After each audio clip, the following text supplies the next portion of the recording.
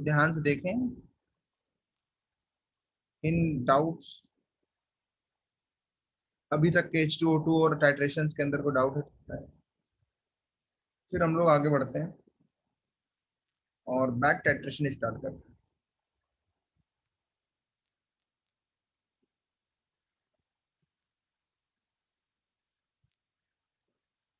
Okay,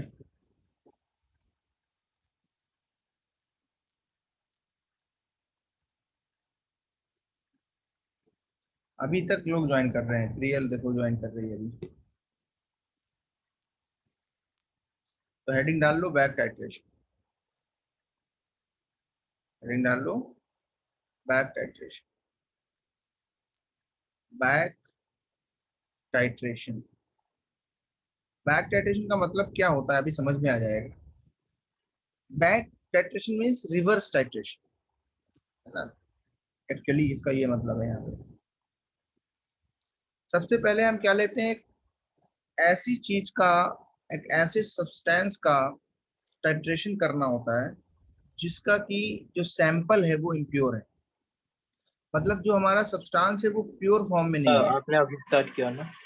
हाँ, ये अभी स्टार्ट किया है। बैक टाइट्रेशन से आज की क्लास स्टार्ट है यहाँ से। तो वो इम्प्योर फॉर्म में है, किस फॉर्म में, इम्प्योर। तो हमारे पास क्या है, इम्प्योर सैंपल। मान लो उसका नाम है, सैंपल में जो प्योर चीज है जिसके ऊपर हमें काम करना है, विच कंटेन्स ए, बाकी चीजें इम्प्योरिटी। हमारा जो मेन फोकस है वो है ए पे, तो इसको इम्प्योर सैंपल ऑफ ए को हम लोग और भी बोलते हैं। और में क्या होता है, एक पर्टिकुलर सब्सटेंस जो हमारे काम का है वो होगा, बाकी इम्प्योरिटी भी उसके अंदर होगी। For example MnO2, pyrolusite, magnesium dioxide, MnO2, इसका जो ओर है उसमें MnO2 तो होगा, लेकिन उसके साथ में कुछ इम्प्योरिटी होगी। मान लो हमने MnO2 का सैंपल उठाया, है ना, और ये 5 ग्राम था, लेकिन उसमें से MnO2 सिर्फ 4 ग्राम था। MnO2 प्योर कितना है इसमें, 4 ग्राम। इसमें से 1 ग्राम क्या होगी, इम्प्योरिटी होगी। तो ये हमें सैंपल को देखना आना चाहिए, लाइक दिस। ये साइड वर्क है, याद रखना। तो हमने स्टार्ट कहाँ से किया है, एक इम्प्योर सैंपल लिया है जिसके अंदर एक ए सब्सटेंस है जिसके बारे में हमें पता करना है। तो हम क्या करते हैं, इस सैंपल जिसमें ए है इसके रिएक्शन करा देते हैं एक रिएक्टेंट बी से। क्योंकि हमें इतना नहीं पता है कि रिएक्टेंट ए कितना है या सैंपल में जो ए है वो कितना है, इसलिए हम रिएक्टेंट बी के एक्सेस अमाउंट से रिएक्शन कराते हैं। इस इम्प्योर ए को हम रिएक्शन कराते हैं इसके एक्सेस अमाउंट से, इसके एक्सेस अमाउंट से बी के। उससे क्या होता है, बी का जो नॉर्मेलिटी और मोलिटी है वो हमें पता होता है, कितना हमने नॉर्मेलिटी लिया है और कितना वॉल्यूम एक्सेस में इसमें डाला था। अभी क्या होगा, चूंकि बी एक्सेस में है तो ए जितना रिएक्शन करना होगा उतना कर लेगा। रिमेनिंग जो रिएक्टेंट बी होगा उसकी रिएक्शन हम एक थर्ड रिएजेंट से कराएंगे, दैट इज आवर रिएक्टेंट सी। इसकी नॉर्मेलिटी और वॉल्यूम हमें पता होगा। तो जो रिमेनिंग बी है, रिमेनिंग बी वो रिएक्ट करेगा रिएक्टेंट सी के साथ। रिएक्टेंट बी ने रिएक्शन करी इम्प्योर सैंपल ऑफ ए से, जितनी रिएक्शन होनी थी उतनी हो गई, जितना एक्सेस बी डाला था वो बच गया। एक्सेस बी जो है उसमें हम क्या बोलेंगे कि कुछ कंज्यूम हुआ होगा, समथिंग इज कंज्यूम्ड हियर। और जो रिमेनिंग बी बचा है वो हमारा रिएक्टेंट सी के साथ रिएक्ट करेगा। बहुत सिंपल सी टेक्निक है। स्टेप 1 में क्या करोगे देखो, क्योंकि A which present in sample sample में जो ए है वही रिएक्ट करता है, इम्प्योरिटीज जो है वो नॉन रिएक्टिंग है। फॉर एग्जांपल डस्ट है, सिलिका है, ऐसी चीजें हैं जो रिएक्शन नहीं करती हैं, जो ऑक्सीडाइजिंग या रेड्यूसिंग नेचर नहीं रखती। एक्सेस ऑफ बी से रिएक्शन कराएगी, तो बताओ क्या रिएक्ट करेगा ए, तो क्या लिखेंगे, मिली equivalents of A is equal to milli equivalents of consumed B. डाला तुमने ज्यादा है लेकिन कंज्यूम्ड कितना हुआ वो हमें चाहिए।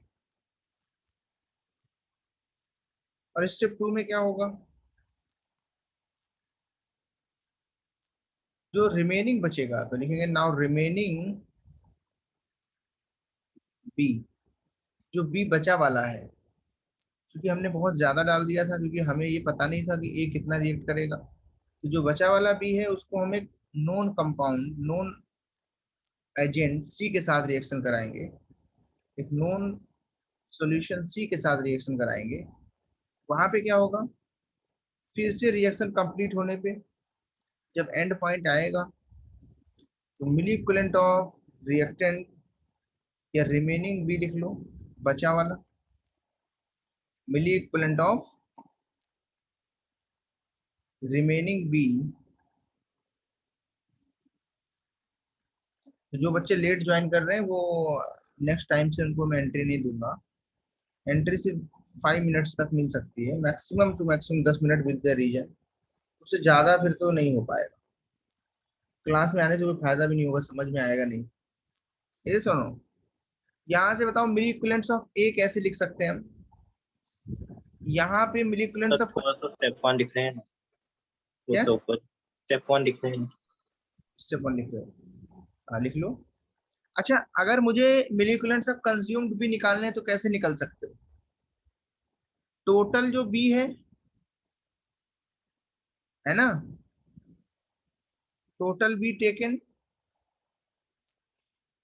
और माइनस जो मिली इक्विवेलेंट्स यहाँ पे खर्च हुए, माइनस मिली इक्विवेलेंट्स ऑफ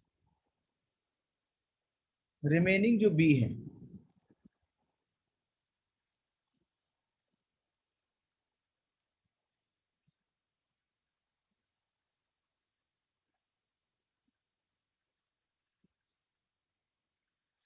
ठीक है,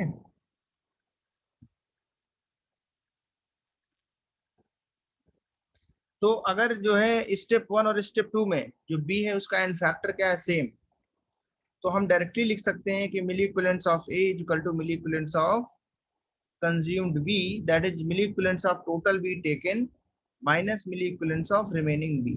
ये तभी हम लिख पाएंगे जब बी का एन फैक्टर दूसरी रिएक्शन में चेंज ना हो। बट मोल्स के फॉर्म में इट इज ऑलवेज, हम ये हमेशा क्या लिख सकते हैं, always we can say the moles of B taken, ये टोटल मोल्स लिख लो, total moles of B taken is equal to moles of B reacted in step 1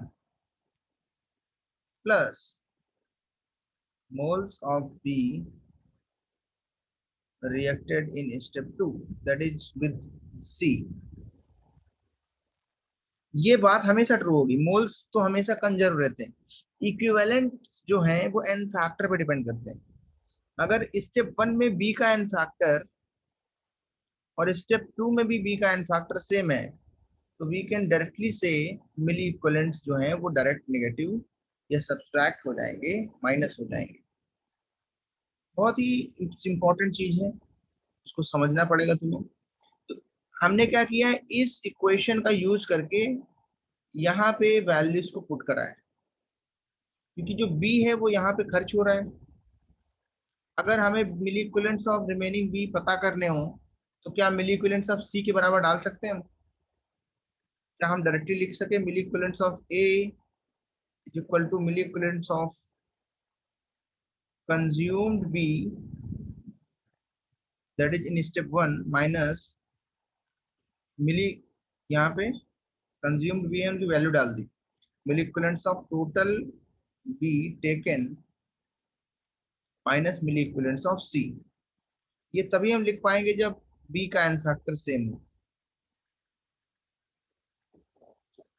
अगर एन फैक्टर सेम नहीं है तो पहले मोल्स से कन्वर्जन करके तभी हम ये फॉर्मूला यूज कर सकते हैं। जैसे KiO3 as a oxidizing agent use करा था विद आयोडोमेट्रिक टाइट्रेशन, तो वहां पे समझाया था मैंने। इस बात को हम लोग एक एग्जांपल से भी समझेंगे, उसके पहले फॉर्मूले को थोड़ा आगे बढ़ा देता हूँ। मिली इक्विवेलेंट्स ऑफ ए डायरेक्टली जो है हमें इस वाले फॉर्मूले से निकालने हैं, क्योंकि ये वेट फॉर्म में नहीं दिया होता है। It is always given in dry form, मतलब इसका मास दिया होगा, इक्विवेलेंट वेट डाल के निकाल लो। इसकी नॉर्मेलिटी या वॉल्यूम नहीं दिए होंगे। तो ये जो W निकलेगा यहाँ पे वो प्योर वाला निकलेगा। ये हम क्या निकालने की कोशिश कर रहे हैं, सैंपल में ए का प्योर मास, इम्प्योरिटी को छोड़ के। N1V1 देखो यहाँ लिखा था, टोटल जो मिली इक्विवेलेंट्स है वो N1V1 डालें, और जो N2V2 है वो मिली इक्विवेलेंट्स ऑफ C है। इस फॉर्मूले को डायरेक्टली यूज कर सकते हो।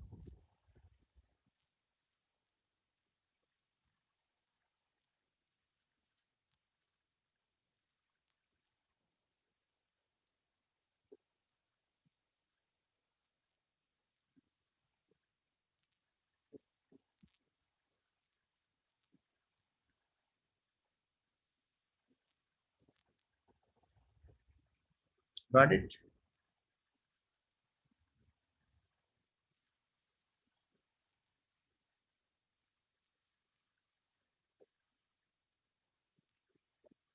नाउ नोट करने की कोशिश करो इसको जल्दी से, स्टेप 1 से लेकर के स्टेप 2 तक जो भी लिखा है।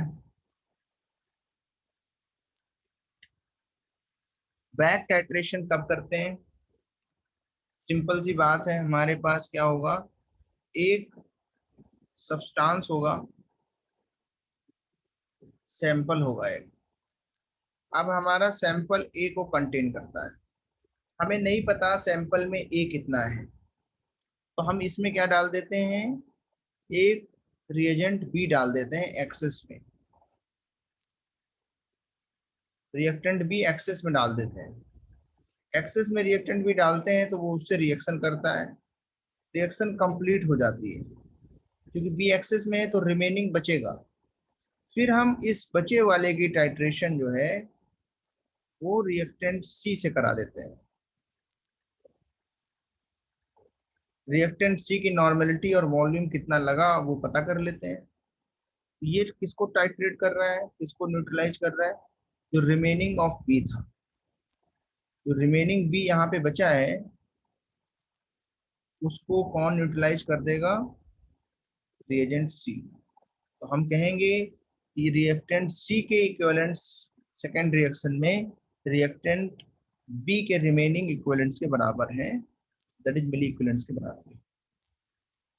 तो हमें स्टार्टिंग में पता है ये रिएक्सेस में टोटल कितना डाला था, और ये बचा कितना था वो यहाँ से आ जाएगा, माइनस करके हम पता कर लेंगे कि सैंपल ए के साथ कितना रिएक्ट हुआ। टोटल वैल्यू माइनस रिमेनिंग, जो एक्सेस था उसका जो रिमेनिंग पार्ट था वो क्या देगा, milli equivalents of B which reacts with sample A. ये कॉन्सेप्ट है, जल्दी नोट करो, क्वेश्चन दे देता हूँ इसमें। काफी अच्छे से सवाल है इसमें, you have to solve it. Sir आप नीचे स्क्रॉल कर सकते हो थोड़ा, तो लास्ट लाइन लिखना है। नीचे कर दूं?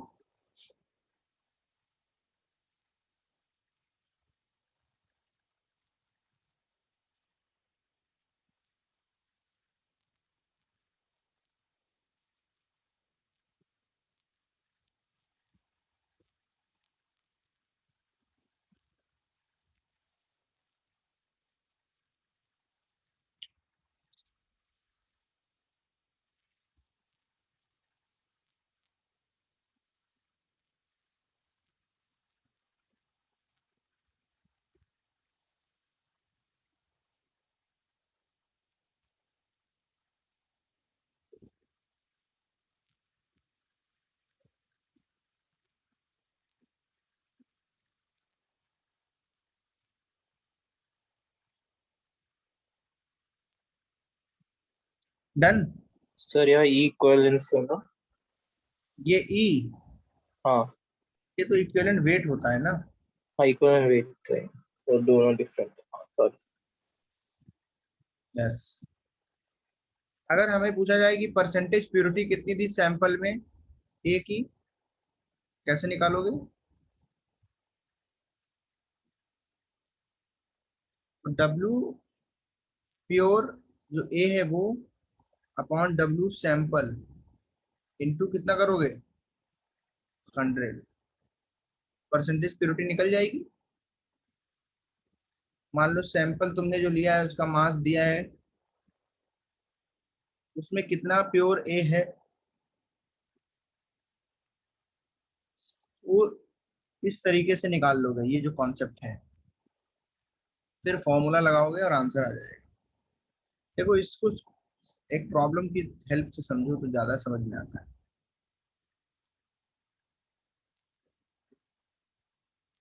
आई will give you 5 minutes to solve.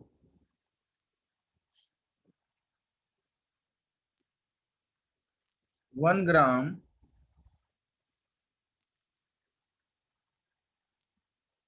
impure sample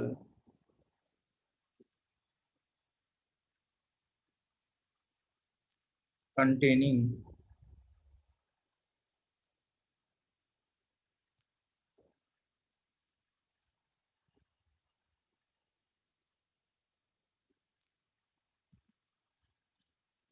अच्छा ये तो प्योरिटी का है, चलो इसको पहले कर लो। पहले एक प्योरिटी का सवाल करा देता हूँ जो डबल बैक टाइट्रेशन का नहीं है ना, सिर्फ प्योरिटी पे क्वेश्चन है ये। पहले इसको करके दिखाओ, फिर इस कॉन्सेप्ट पे सवाल दूंगा।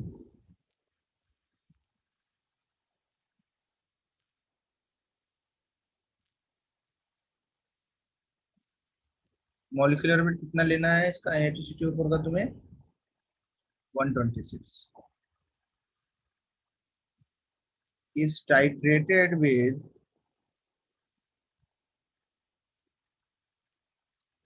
40 ml of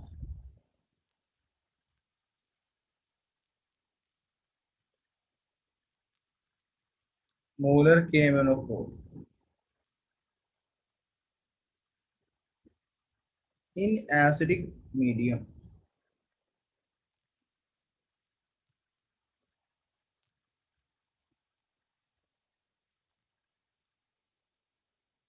ठीक है, रिएक्शन भी दी हुई है,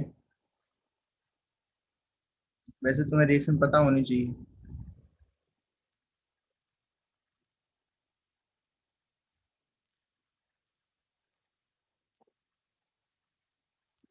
ये रिएक्शन दी है और क्वेश्चन में पूछ रहा है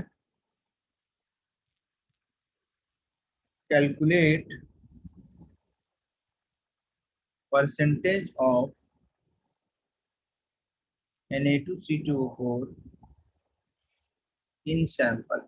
ये नॉर्मल क्वेश्चन है, बैक टाइट्रेशन का नहीं है, इसमें एक ही बार में टाइट्रेशन कराया गया है। तो विदाउट बैक टाइट्रेशन इसमें इम्प्योरिटी को ही इग्नोर करते हुए सिर्फ प्योर पार्ट ही रिएक्ट करेगा, ऐसा मान के जो है रिएक्शन कराई गई। रिएक्शन जो है वो दी भी गई है।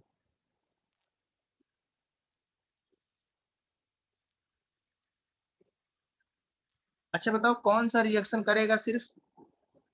इम्प्योर सैंपल में तो Na2C2O4 भी होगा, साथ में इम्प्योरिटी भी होगी, लेकिन रिएक्शन में पार्ट कौन लेगा? सिर्फ Na2C2O4। Using this point you have to solve this.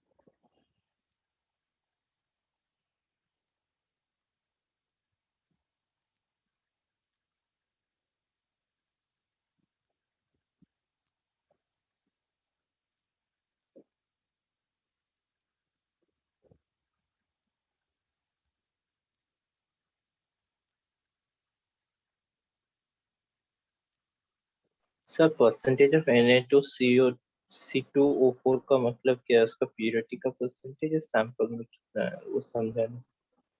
हाँ, इसका मतलब क्या है? इन सैंपल का मतलब क्या होता है?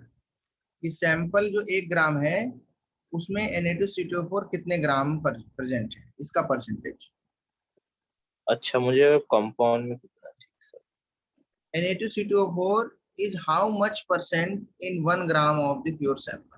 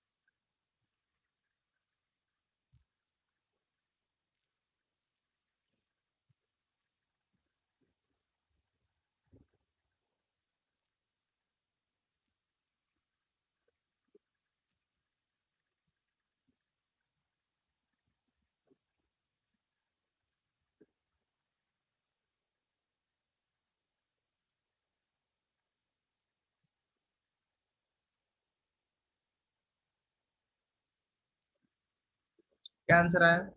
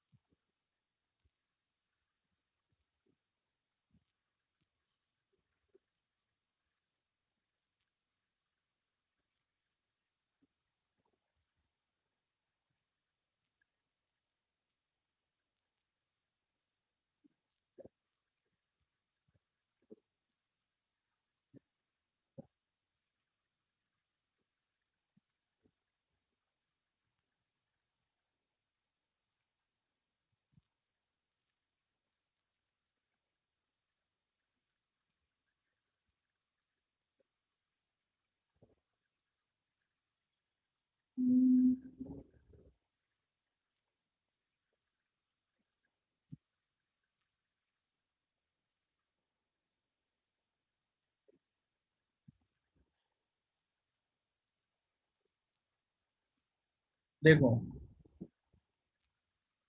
सिंपल चीज है। हम ये देखेंगे कि जो प्योर है वही रिएक्ट करेंगे।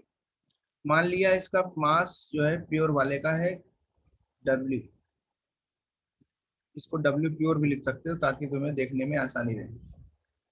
तो लिखेंगे कंप्लीट रिएक्शन होने पे milli equivalents of Na2CO4 equal to milli equivalents of MnO4 minus. ये आयनिक रिएक्शन दी है, बट हमें पता है यहाँ पे ऑक्सलेट आयन Na2CO4 के फॉर्म में, तो कंप्लीट उसका ही मॉलिक्यूलर वेट या उसका ही इक्विवेलेंट वेट लिखना है। KMnO4 यहाँ पे दिया हुआ है, मिली इक्विवेलेंट्स ऑफ Na2CO4 तुम्हें किस फॉर्म में रखने, weight upon equivalent weight into 1000, क्योंकि इसकी नॉर्मलिटी मोलिटी नहीं दी है, it is in dry form.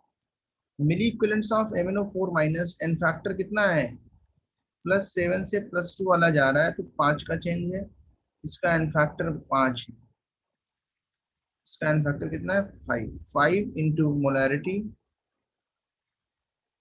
और चूंकि इसके अंदर वॉल्यूम भी दिया है 40 ml तो ये भी लिख लेंगे, N factor into molarity into volume. तो ये पढ़ाया था N1V1 वाला, एन फैक्टर M1V1 भी लिख सकते हैं। नाउ ये सारी चीजें तुम्हें रिवाइज करके आनी है daily to daily, question solve करने इस पे। इक्विवेलेंट वेट Na2CO4 का कितना होगा, molecular weight upon N factor, molecular weight कितना है, C2O4 2 माइनस का मॉलिक्यूलर वेट नहीं चाहिए, किसका चाहिए, Na2CO4 कंप्लीट कंपाउंड का। ये तो सिर्फ ये बताने के लिए दे रहा है कि ऑक्सिलेट किस में चेंज होता है। +3 से +4 कितने का चेंज, 1 का, क्योंकि यहाँ 2 कार्बन होते हैं पर molecule, there are 2 carbons, N factor 2 है, तो 126 डिवाइडेड बाई 2 तो 53। यहाँ पे डाल दो वैल्यूज को, क्या आंसर आया था, ऐसे किया था सबने, कि ये टफ लगता है, सिंपल तो इक्वेशन है। इसको सॉल्व करके आंसर्स बताइए जल्दी, डब्ल्यू प्योर कितना आएगा, you have 1 second to answer. कोई भी दिक्कत नहीं होनी चाहिए इसमें, डब्ल्यू प्योर के लिए सॉल्व करना पड़ेगा, सॉल्व करके आंसर बताओ, क्या मास आया डब्ल्यू प्योर का, बोलो, did you get the answer. Sir 0.21 ग्राम। 0.21 नहीं, 0.252 आएगा,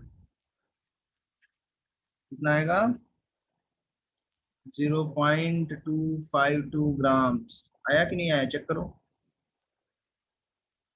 परसेंटेज प्योरिटी कितनी आएगी, W pure of sodium oxalate, W of the sample into 100, purity percentage निकालना तो आता है ना, 0.252। इतना टाइम नहीं लगना चाहिए जितना तुम लोगों ने लगाया है इस सवाल में, क्योंकि ये सवाल तो आसान था, इससे भी टफ सवाल देने वाला। एक बार देख लो, कहीं पे कोई डाउट है तो you can ask now only. क्या करना है हमें, हमें देखना है कि जब ये रिएक्शन होगी, only pure Na2CO4 which is inside the sample will react with KMnO4, बाकी जो इम्प्योरिटी होगी वो रिएक्ट नहीं करेगी। रिएक्शन कंप्लीट होने पे 0.02 मोलर KMnO4 का कितना ml लगा, 40 ml, तो 40 ml जो लगा है उससे मिली इक्विवेलेंट्स KMnO4 के आ गए, और वो मिली इक्विवेलेंट्स किसके बराबर हुए, मिली इक्विवेलेंट्स ऑफ Na2CO4। Na2CO4 का प्योर मास हमें निकालना है, उसका इक्विवेलेंट वेट 53 है, सॉल्व कर दिया, आंसर आ गया। सर उसका इक्विवेलेंट वेट 63 है।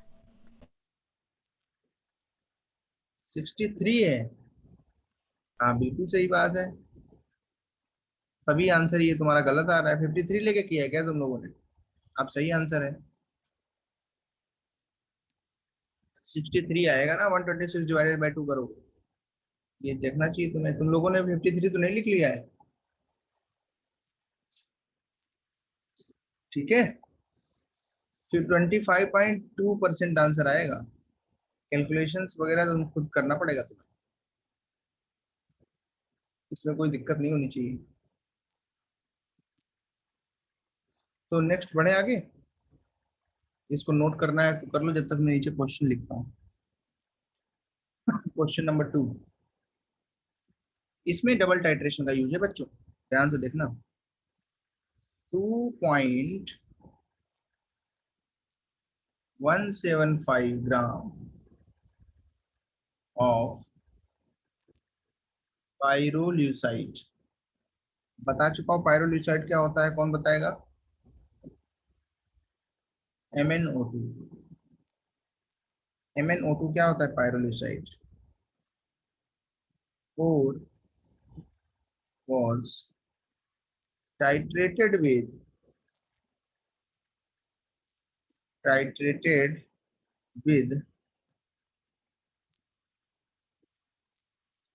50 ml of 0.5 molar oxalic acid. Oxalic acid क्या होता है, कोई बताएगा? H2C2O4। इससे टाइटेड किया, लेकिन ये एक्सेस में डाला था एक्चुअली, क्योंकि क्वेश्चन जब पढ़ोगे आगे समझ में आ जाएगा। द ऑक्जेलिक एसिड लेफ्ट मतलब बचा हुआ, जो रिमेनिंग है, was raised to was raised to 250 ml। पानी मिला के उसमें 250 ml कर दिया गया। In the flask, in the flask. अब क्या बोल रहा है? अब इस फ्लास्क के 250 ml से 25 ml लिया, दैट इज 1/10 लिया। 25 ml of this solution, 25 ml of this solution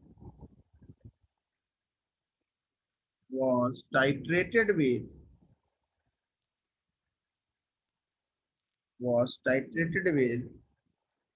0.02 molar KMnO4 in acidic medium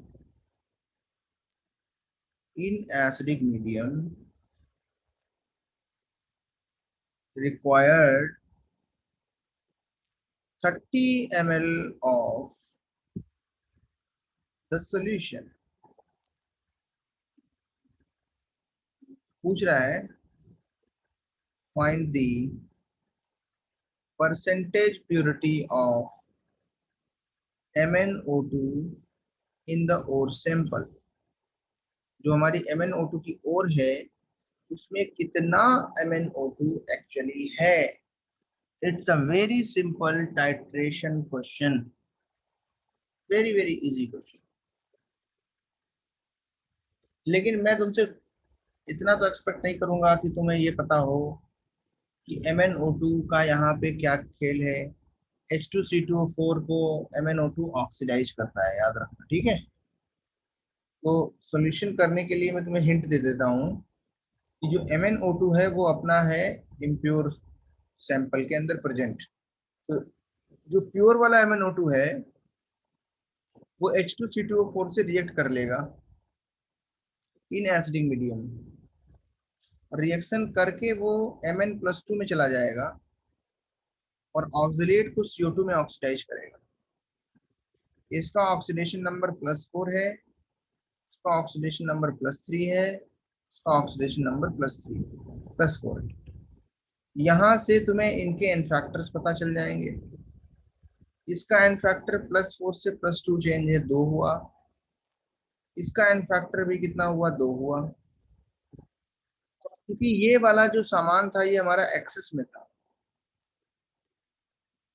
तो जो रिमेनिंग H2C2O4 है इसकी रिएक्शन किससे कराते हैं, KMnO4 से। ये स्टेप 1 है, ये स्टेप 2 है। यहाँ कहानी को पढ़ो।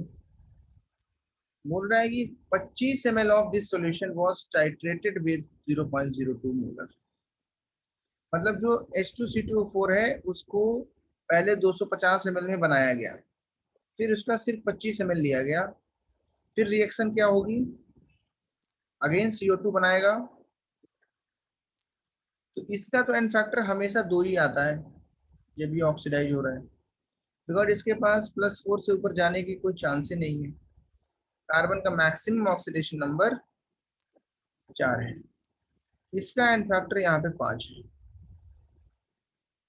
तो तुम्हारे पास दो इक्वेशंस हैं और दो रिएक्शंस के टाइट्रेशंस। थोड़ा सा कॉमन सेंस यूज करना है और मुझे बताना है कि MnO2 कितना बना, कितना मास आया उसका। बहुत ही आसान है, एक बार अटेम्प्ट करो फिर मैं बताता हूँ। सबसे पहले तुम्हें ये देखना चाहिए कि स्टार्टिंग में ऑक्जेलिक एसिड के मिली इक्विवेलेंट्स कितने लिए थे। What was the total milli equivalents of oxalic acid taken. Oxalic acid का वॉल्यूम दिया है, मोलैरिटी दी है, एंड फैक्टर दिया है। इक्विवेलेंट्स आ जाएंगे, 50 मिली इक्विवेलेंट्स आएंगे। उसके बाद जो रिमेनिंग ऑक्जेलिक एसिड है उसका 250 ml सॉल्यूशन बना लिया, उसके 25 ml की रिएक्शन कराई KMnO4 से। तो 25 ml सॉल्यूशन में जितना ऑक्जेलिक एसिड के मिली इक्विवेलेंट्स होंगे उतने ही मिली इक्विवेलेंट KMnO4 से रिएक्ट किया होगा। KMnO4 के मिली इक्विवेलेंट्स N1V1 से लगाओ, उतने मिली इक्विवेलेंट्स H2CO4 के 25 ml में आएंगे। बट चूंकि 25 ml एक्चुअल नहीं है हमारे पास टोटल कितना है 250 ml। इसका 10 टाइम्स मिली इक्विवेलेंट्स यहाँ पे ऑक्जेलिक एसिड के रिमेनिंग है। रिमेनिंग मिली इक्विवेलेंट्स अगर अगर निकल आए, टोटल तुम्हें पता है माइनस करके ऑक्जेलिक एसिड कंज्यूम्ड जो हुआ है MnO2 के साथ, उसके भी मिली इक्विवेलेंट्स पता चल जाएंगे और वो मिली इक्विवेलेंट्स प्योर MnO2 के बराबर। सिंपल 3-4 स्टेप का सवाल है, जल्दी से सॉल्व करो।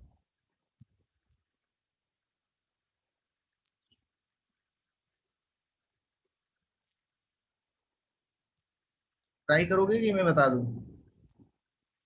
सब बता ही दिया, अभी क्या बचा है?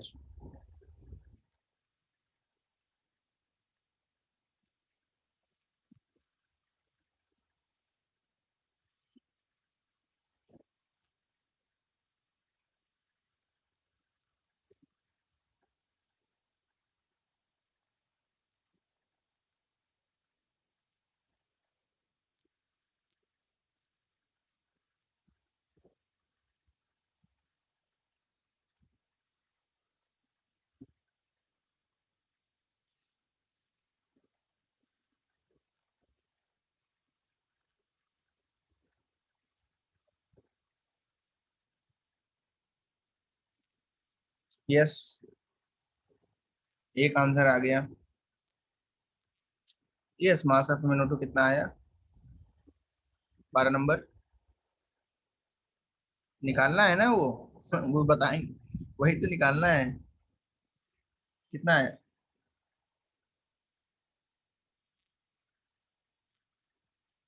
That is the answer.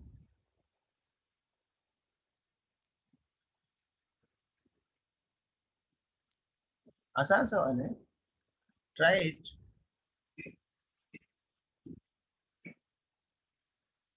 Molar mass, molar mass पूछ रहे हो? मोलर मास तो अपने आप निकाल लो, 87 होगा। MnO2 का मोलर मास कितना होगा? 87। Mn का बताया था 55 होता है, ऑक्सीजन का 32 होगा, दो ऑक्सीजन का। तो मोलर मास निकाल दिया लो मैंने तुम्हारे लिए। और बताओ।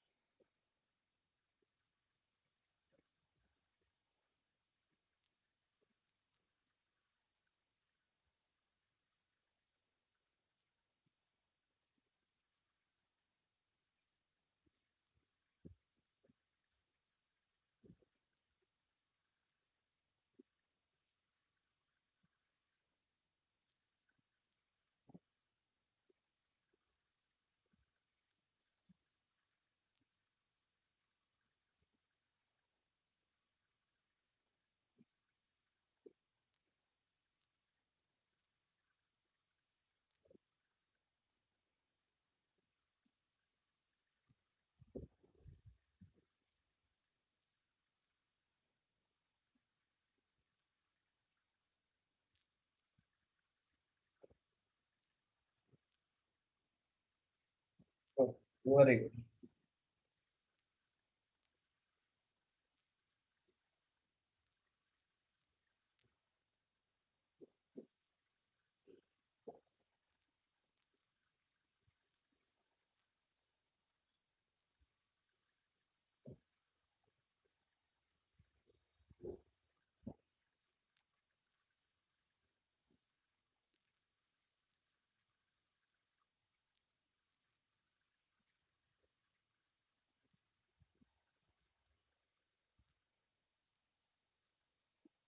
आंसर सर कमी।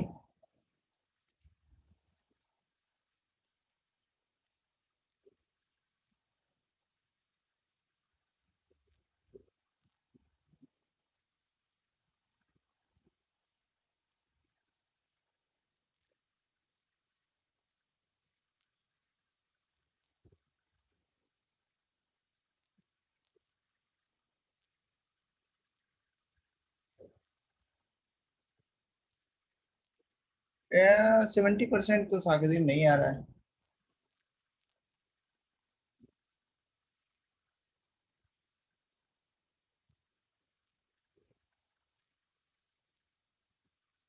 फोर्टी परसेंट के आसपास आएगा, 40%।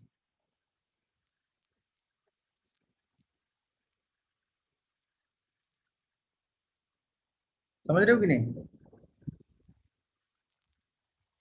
40% जो है उतना ही आंसर आएगा, इससे कोई ज्यादा आंसर आने वाला नहीं है। 70% आई थिंक कैलकुलेशन मिस्टेक करी हुई कहीं भी। समझे कि नहीं? Any other answer Anuja?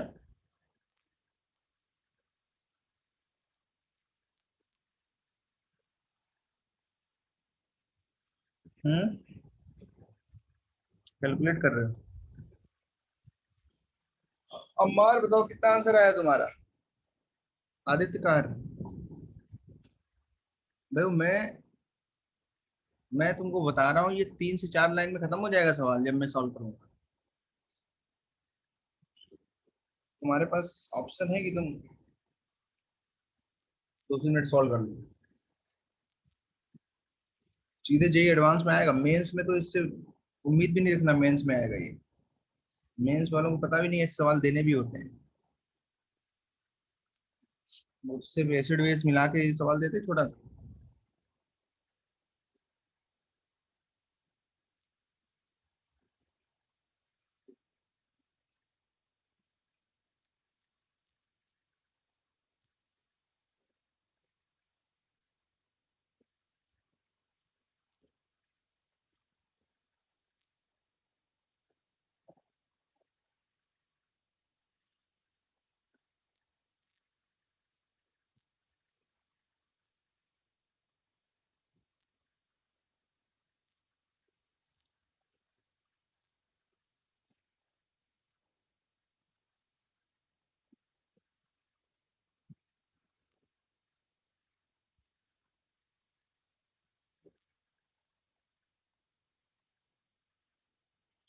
Okay, देखो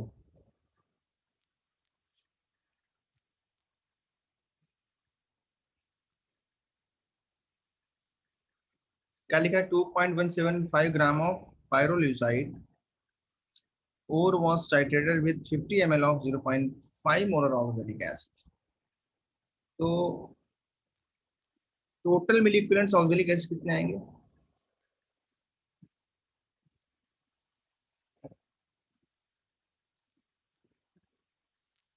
N factor into molarity into volume in M L. N factor 2 है, मोलैरिटी 0.5, वॉल्यूम कितना है? So 50 milli equivalents are there. Yes और नो? Yes.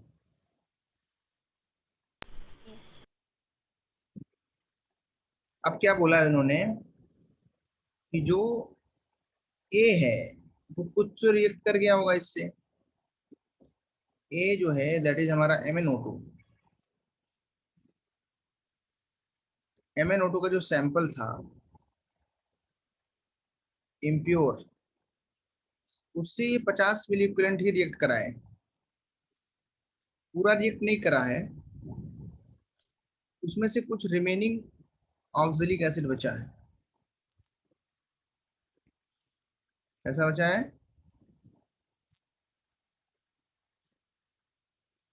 और उस रिमेनिंग H2C2O4 की रिएक्शन किससे कराई? उसको पहले 250 ml तक रेज कर लिया। अगर उसको 250 ml भी करा, उससे कोई फर्क नहीं पड़ेगा, उसमें भी मिली इक्विवेलेंट्स उसके सेम ही आएंगे जो बचे हैं। उसमें से 25 ml निकाला, उस 25 ml H2C2O4 कंप्लीट रिएक्ट कर रहा है 0.02 मोलर KMnO4 से।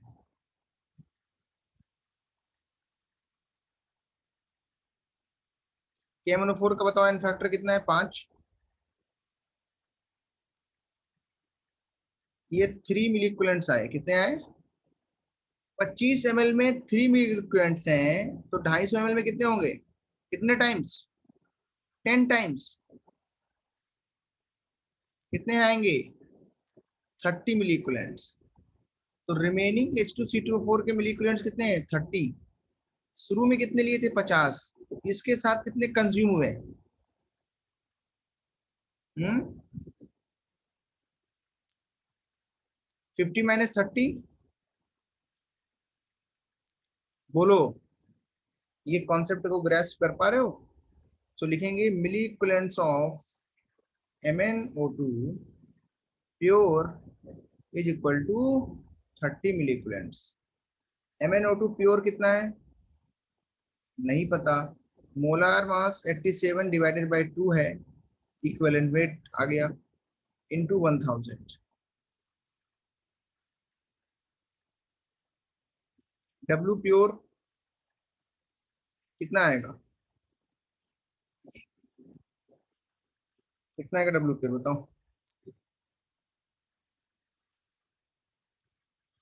30 आया ना, कि 30 माइनस करना था? 20 आया था। 20। Very good. ये 0 काट दूं और ये 2 ऊपर चला जाएगा। ये 2 ऊपर जाएगा तो कटेगा भी उससे। सॉल्विंग कर लोगे कि नहीं? मुझे बताओ इतना आएगा कि नहीं फाइनली? यस और नो? Yes sir.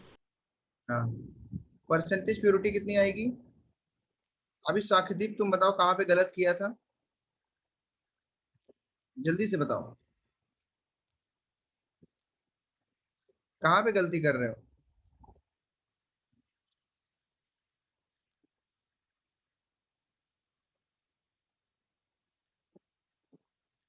देखो मैंने बोला था 5 लाइन में लगा है, तो ये बस हो गया क्वेश्चन।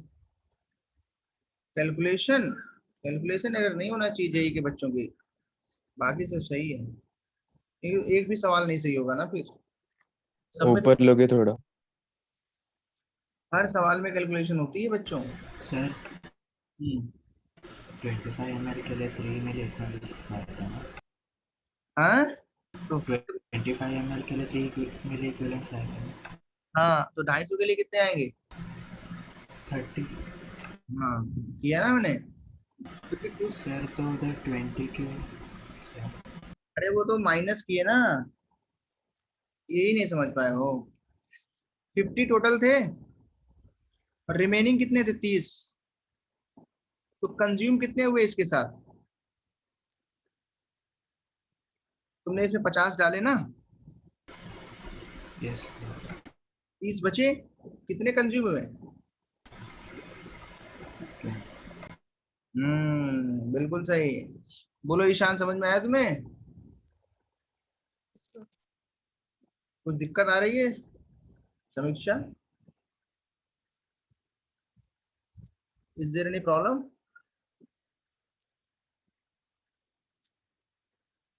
तो जितना ज्यादा हो सके प्रथम सीबुट्स, तुम्हें समझ में आया कहाँ पे प्रॉब्लम हो रहा है? प्रथम क्या चीजों में डाउट होता है? प्राची सिन्हा, जितना ज्यादा सॉल्व करोगे उतनी ज्यादा क्लैरिटी आएगी, सॉल्व नहीं करोगे तो क्लैरिटी नहीं आएगी। वंश, तुम्हें समझ में आया वंश? डाउट? सर्वेश सावंत, समीक्षा पाटिल, स्टेफी, तन्वी उपाध्याय, तुम्हें समझ में आ रहा है? ये कॉन्सेप्ट समझ में आया कि माइनस क्यों किया 50 में से? भाई 50 तो टोटल थे, 30 रिएक्ट किए, 20 बच गए। जो 20 बच गए, जो 20 बच गए वही तो MnO2 के साथ रिएक्ट किए होंगे। Means these are the consumed of H2C2O4 milli equivalents which are consumed with MnO2 are 20 only. So formula is milli equivalents of MnO2 pure is equal to milli equivalents of what? Consumed H2C2O4. ये milli equivalents किसके हैं?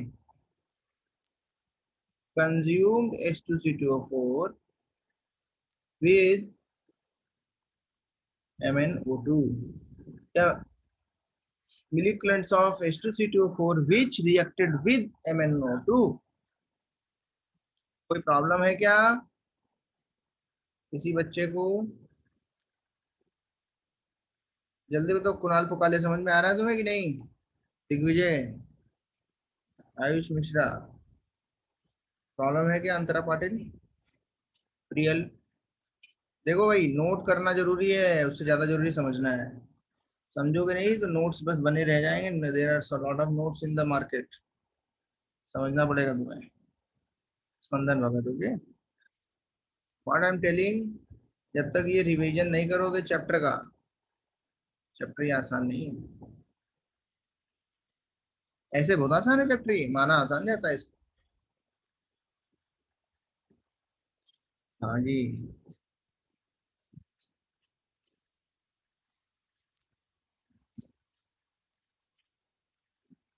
Back titration समझ में आ रहा है क्या? Back titration में अच्छा लग रहा है सवाल करते हुए? Yes sir.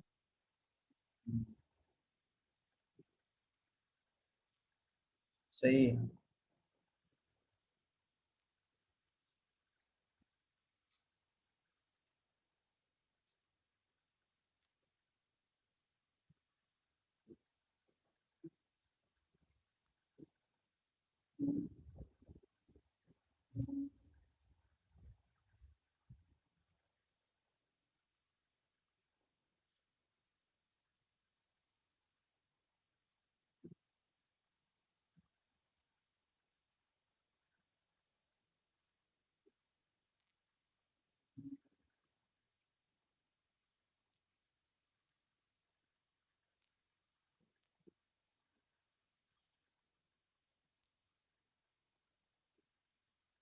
सर थोड़ा सा स्क्रॉल करना। Okay. Thank you sir, done. Mains, yes, Mains के लिए सब कुछ एनफ है भाई। Everything is enough for Mains. NCERT is also enough, class notes are also enough. Advance के लिए you have to explore the things. Advance के लिए यू हैव टू एक्सप्लोर एनएमएस3। जो बच्चे मेंस के लिए पूछ रहे हैं उनके लिए लेवल 1 एनएमएस3 का सफिशिएंट है for physical chemistry. For inorganic chemistry only NCERT is more than sufficient for the mains. For advanced, you have to explore the books. You have to solve the previous year IIT JEE advanced questions. NMS3 level 1, level 2, level 3 सब solve करना पड़ेगा। Mains वालों के लिए क्या है, seal की booklet में जो आर्काइव्स दिए हैं उतने भी कर लोगे चलेगा, क्लास नोट्स असाइनमेंट्स के अलावा। अब मैं क्वेश्चन दे रहा हूँ, थोड़ा बढ़िया सवाल है, देखता हूँ कर पाते हो कि नहीं। 4 ग्राम sample of MnO2 reacts with 100 ml of 0.2 molar Na2C2O4.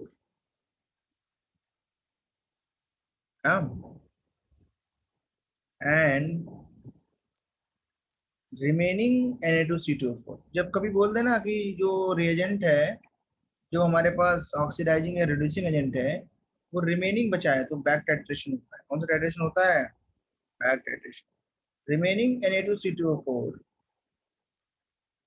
reacts with 20 ml of 5.6 volume strength 5.6 volume strength H2O2 solution। Question क्या है? Find the percentage purity of MnO2 sample. फिर से सैंपल आ गया। सैंपल से डरना नहीं है, सैंपल इज प्रैक्टिकल थिंग। जब कभी भी ओर निकालते हैं, जमीन खोद के निकालते हैं, है ना, माइनिंग करते हैं, क्या मिलता है? ओर मिलता है। कुछ प्योर नहीं मिलता, इम्प्योर मिलता है।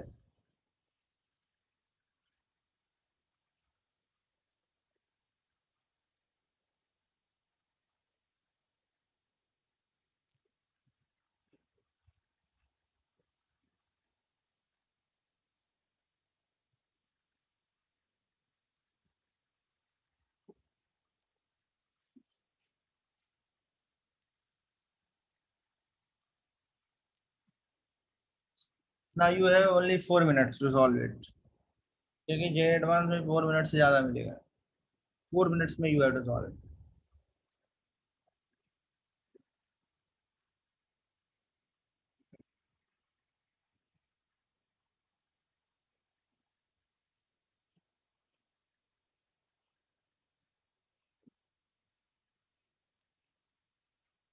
क्या आंसर आया? फास्ट फास्ट करो, टेक योर टाइम ऑल्सो। जिस तरीके से करना है उस तरीके से करो। यश, सॉल्व करो जल्दी। 12 नंबर तुम भी सॉल्व करो।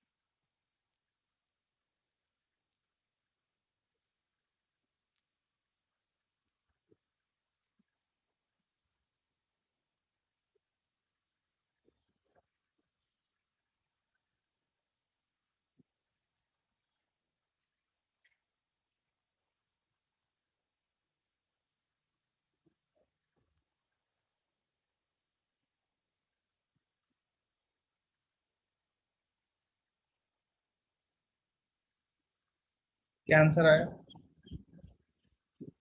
Sir 1 minute sir. देखो, कॉन्सेप्ट बिल्कुल वैसे ही है, बस H2O2 ले लिया है। वॉल्यूम स्ट्रेंथ को पहले नॉर्मेलिटी में चेंज कर लो। नॉर्मेलिटी में चेंज कर लोगे तो मिलीक्यूलेंट्स निकल जाएंगे H2O2 के, तो टोटल में से रिमेनिंग को माइनस करना।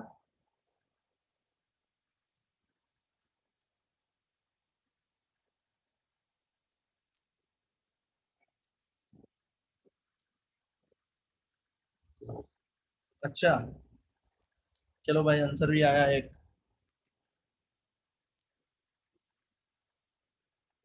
वी स्ट्रेंथ होता क्या है? वॉल्यूम स्ट्रेंथ मतलब ये होता है, अभी पढ़ाया था तुमने, पढ़ा नहीं है क्या? कल क्लास में नहीं आए थे क्या? आज भी पढ़ाया था। रिवाइज कराया था आज। इतना याद रखो, तुमको मैं बता देता हूँ। नॉर्मलिटी अगर निकालनी है तो वॉल्यूम स्ट्रेंथ अगर x है 5.6 से डिवाइड करना होता है। फिर x is the volume strength, इसको बोलते हैं वी स्ट्रेंथ। इसकी वैल्यू अगर 5.6 है तो नॉर्मलिटी बनाएगी। ये कॉन्सेप्ट ये है कि H2O2 सोल्यूशन का अगर 1 लीटर है, उसको डिकम्पोज करने पे वो V जो वॉल्यूम स्ट्रेंथ है, मान लो x है या तुमने V लिख दिया है उसको V, तो उसके साथ में लिखा जाता है फॉर दी नोटेशन की हाँ वॉल्यूम स्ट्रेंथ की बात है। और मान लो x है, अगर अगर उसकी वैल्यू x है तो मतलब 1 litre H2O2 solution on complete decomposition will give x litre of H2O2 oxygen gas. जैसे यहाँ पे 5.6 वाले का मतलब क्या है कि अगर इस H2O2 सॉल्यूशन का 1 लीटर में कंप्लीटली डिकम्पोज करूं, उसमें 5.6 लीटर ऑक्सीजन गैस निकलेगी। तो H2O2 की जो डिकम्पोजिशन रिएक्शन होती है H2O प्लस O2, उससे हम देख के डिसाइड कर लेते हैं कि नॉर्मेलिटी क्या होगी ऐसे सॉल्यूशन की। इसका फॉर्मूला आता है x upon 5.6 where x is the volume strength. For example जो सवाल मैंने दिया है उसमें 5.6 वैल्यू है, तो x की वैल्यू जब 5.6 डालोगे तो नॉर्मेलिटी क्या आ जाएगी 1। सॉल्व करने के लिए ज्यादा टाइम नहीं दूंगा मैं।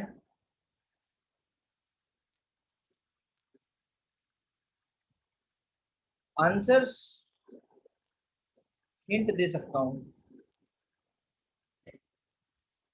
20% के आसपास आंसर आएगा, 20% के आसपास, उससे ज्यादा आंसर नहीं आएगा।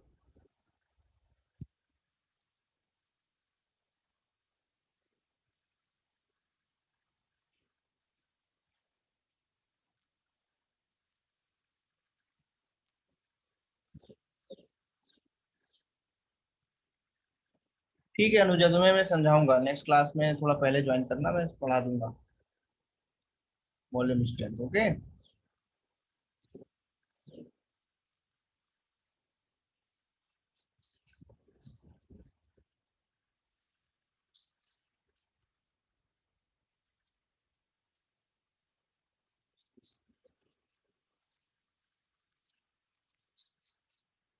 अच्छा वेरी गुड।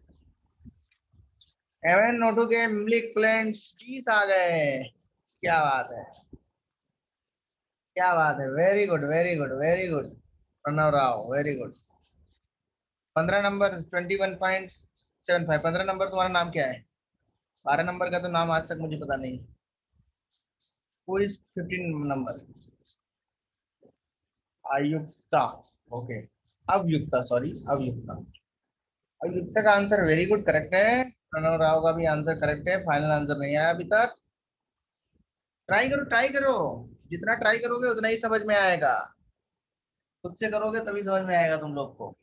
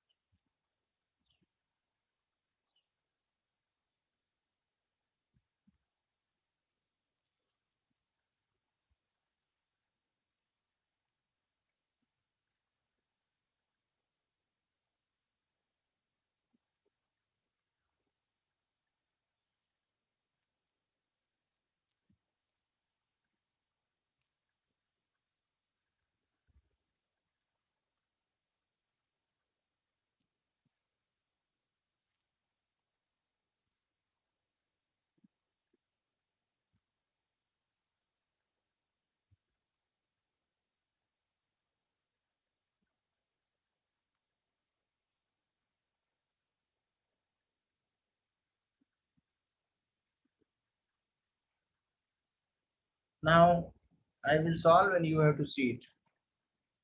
ये सनुजा करेक्ट है, करेक्ट है, राव करेक्ट है, करेक्ट है और करेक्ट है, कोई दिक्कत नहीं। कहाँ चला क्वेश्चन? गायब कर दिया किसी ने? किसने गायब किया क्वेश्चन? हाँ, ये क्वेश्चन है, देखो सॉल्यूशन देखो इसका।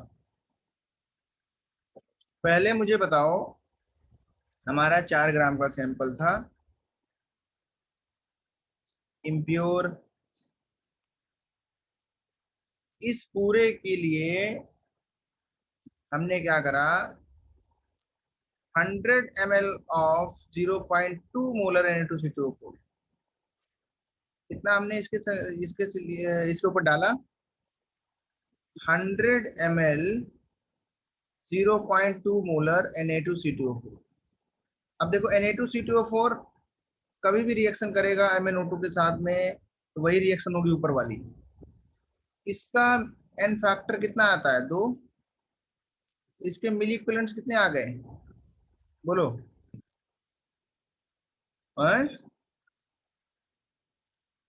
कितने आ गए? 40। 40 40 आए हैं। Yes. अरे तो जो क्वेश्चन मैंने दिया है, हाँ सही बात है। उसके बाद क्या है, फिर क्या किया? जो इसमें से बचा है, ये तो टोटल डाला है ना, कुछ रिएक्ट किया होगा, सम विल रिएक्ट। रिमेनिंग जो है, रिमेनिंग Na2CO4, उसके लिए क्या सामान लिया? 20 ml 5.6 volume H2O2। 6 volume strength है, ये भी अननोन नहीं है, ये उसके लिए नोटेशन है, यूनिट समझ लो।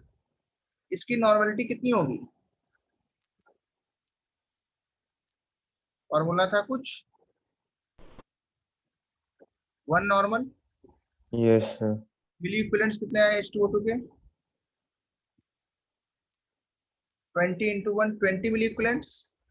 Yes sir. के भी मिली इक्विवेलेंट्स कितने आए? 20 मिली इक्विवेलेंट्स, जो रिमेनिंग H2CO4 था। तो कंज्यूम कितना हुआ यहाँ पे? 20. 20 ही हुआ ना भाई, वहां पे 40 थे, 20 यहाँ पे आ गए, तो 20 उधर रह गए, बस हो गया सवाल सॉल्व। दैट्स, इतनी जगह में सवाल सॉल्व हो गया। Milli equivalents of MnO2 pure, या pure MnO2 equal to milli equivalents of consumed Na2CO4 in step 1। W pure MnO2 का 87/2 होता है equivalent weight. Milli equivalents of consumed Na2CO4 कितना होगा? 20। अब सॉल्व करने के लिए बचा ही क्या है? 2 into 1000, 20 से ये कट गया, 87/100। बोलो यहां तक कोई दिक्कत? परसेंटेज प्योरिटी कितनी आएगी? प्योर माल अपॉन टोटल वैल्यू।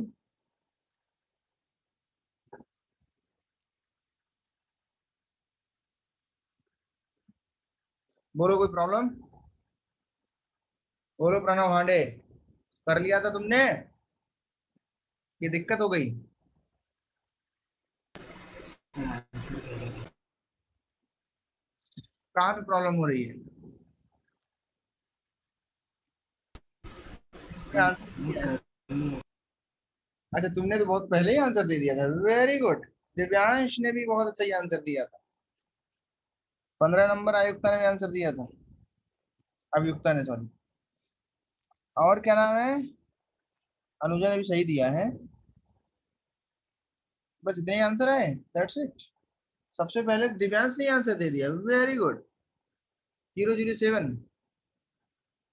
क्या बात है।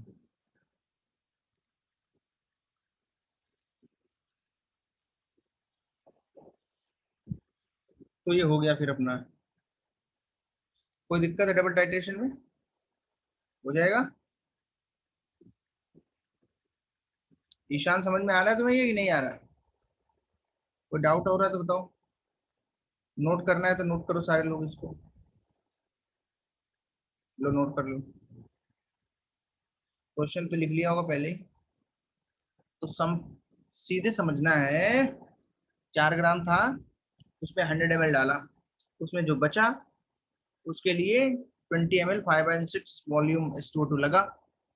H2O2 के मिलीक्यूलेंट्स 20 है, मतलब रिमेनिंग 20 था। इनिशियल में 40 था, तो कंज्यूम 20 हुआ। बस ये कंजम्पशन जैसे पता चला, इक्वेशन लिख डालो। इस तरीके से सॉल्व करना होता है। ऐसा जरूरी नहीं है कि जो मैंने इक्वेशन लिखाई है उसी को हर बार यूज करना है।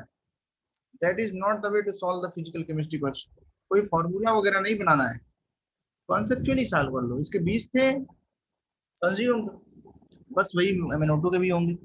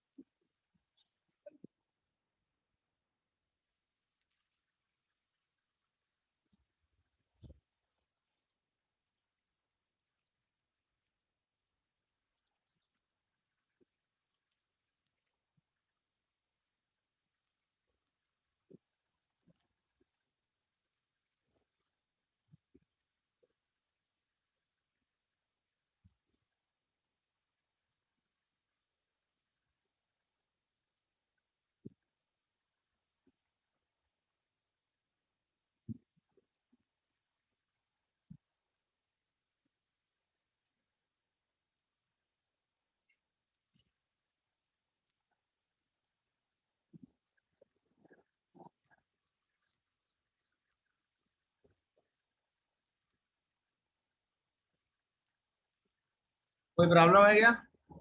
कर लोगे? डबल टाइट्रेशन बचा हुआ है।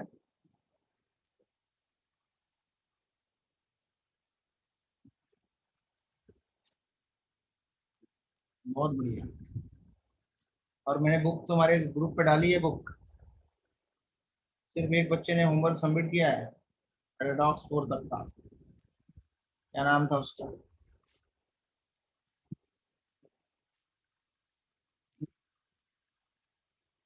क्या नाम था वो?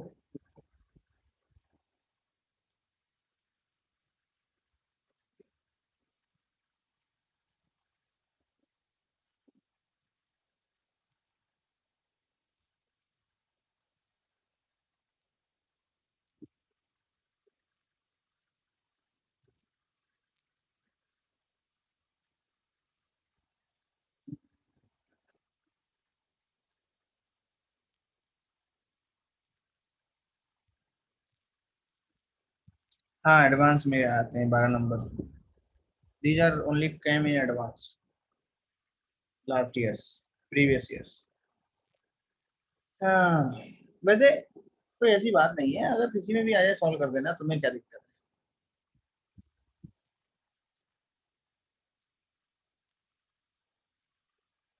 है ना? बात सही। तो दिक्कत तो होगी नहीं तुम लोग को।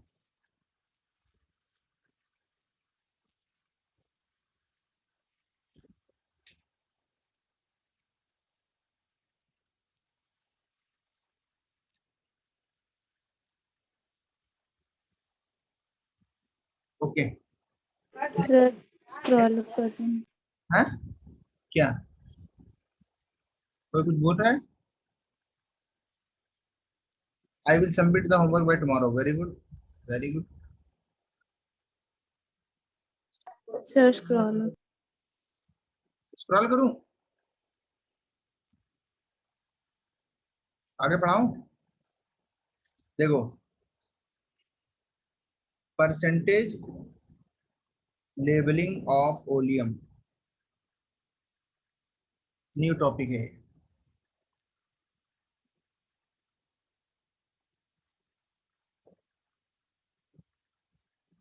क्या टॉपिक का नाम है बच्चों? Percentage labelling of oleum. कितने लोगों को पता है ओलियम क्या होता है? कोई ऐसा है जिसे ओलियम पता हो? ऐसा कौन है जिसे ओलियम पढ़ाया गया था? सबको पढ़ाया गया था। अब ये बताओ। वन मॉलिक्यूलर थिक एसिड, हाँ, one molecular thick acid. One molecular acid, समझ में नहीं आ रहा, फिर से बताओ। कुछ सही बता रहे हो तुम, एसिड वगैरह। फिजिक्स में वन मॉलिक्यूलर थिक होता है, वो प्रूव करने के लिए था ओलियम का। अच्छा अच्छा, नहीं ओलियम जो है, मैं कॉन्टेक्स्ट समझ नहीं पाया तुम्हारा, चलो जो भी है फिजिक्स का। ओलियम मैंने खुद पढ़ा दिया है। ओलियम होता है H2S2O7, pyro die sulphuric acid या सिर्फ डाई सल्फ्यूरिक एसिड को ओलियम बोलते हैं। क्या बोलते हैं इसको? ओलियम। H2SO4 प्लस SO3 मतलब highly concentrated acid, that is fuming H2SO4। इसकी फ्यूम्स निकलती हैं SO3 गैस की, हाईली कंसंट्रेटेड, जिसमें SO3 गैस डिजॉल्व हो। कौन सी गैस डिजॉल्व हो? SO3 गैस, इसकी फ्यूम्स बनती हैं, that is called fuming H2SO4। इसको बोलते हैं ओलियम सॉल्यूशन पानी के अंदर। ओलियम क्या है? H2S2O7 है। It is solution of SO3 in H2SO4।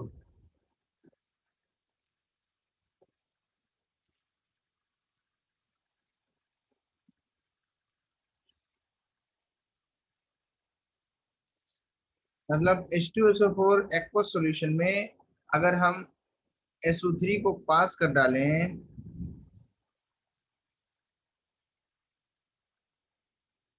बच्चों, क्या बन जाता है? ओलियम।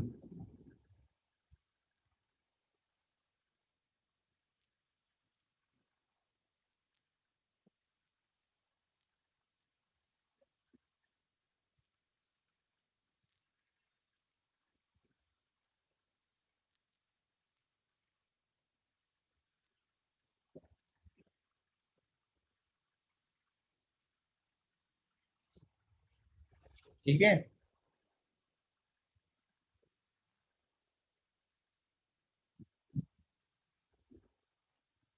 तो अब परसेंटेज लेवलिंग ऑफ वॉल्यूम क्या होती है उसको समझते हैं, इसकी डेफिनेशन क्या है।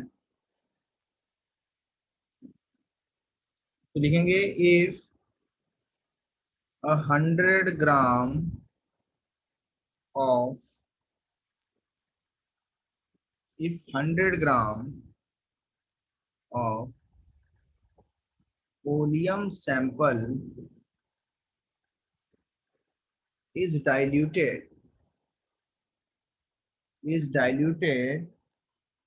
using required amount of water,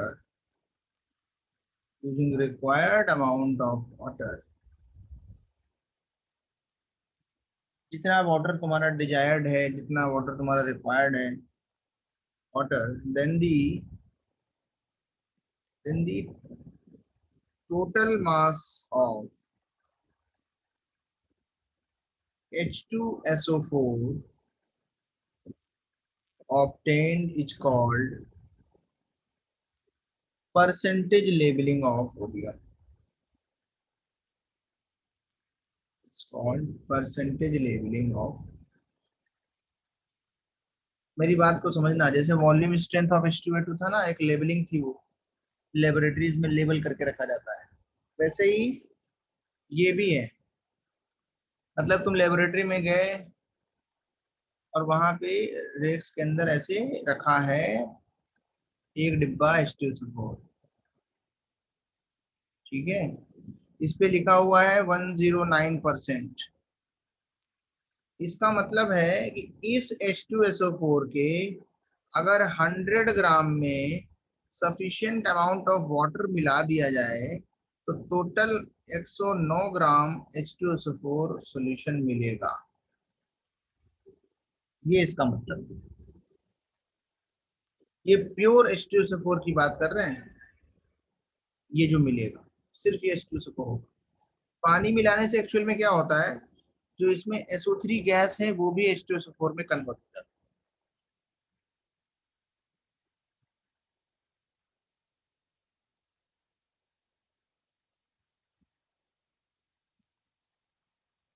ठीक है। सर आपने जो अभी बताया एक बार वापस बताया ना।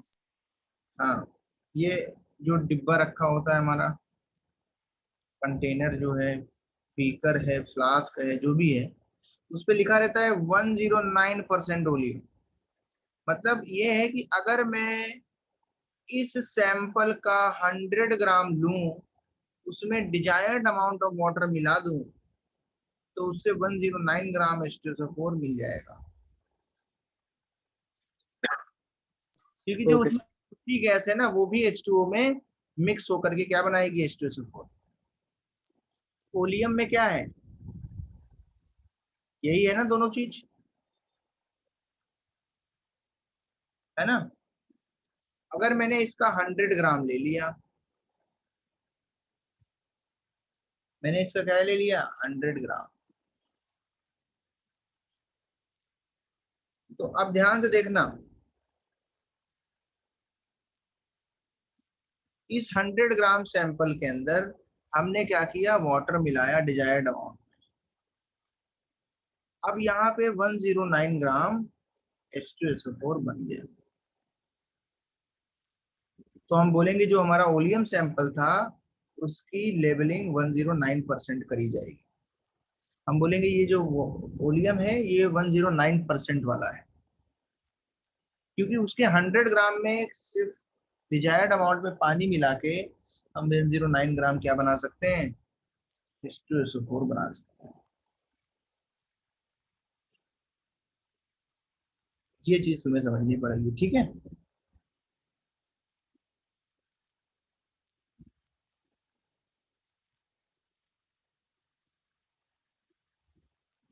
आया समझ में। अब पूछता है अगर 100 ग्राम में से 109 ग्राम H2SO4 बना है, इसका मतलब है कि H2SO4 और SO3 के कुछ अलग अलग मासेस रहे होंगे। कौन कितने परसेंटेज था ये कैसे पता चले, उसको कैसे निकालते हैं, देखो। मान लिया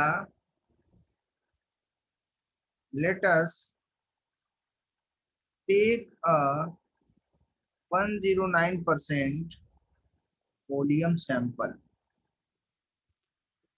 तो हमारे पास जो ओलियम सैंपल है उसमें क्या क्या होगा, बोलो बच्चों, क्या क्या होगा।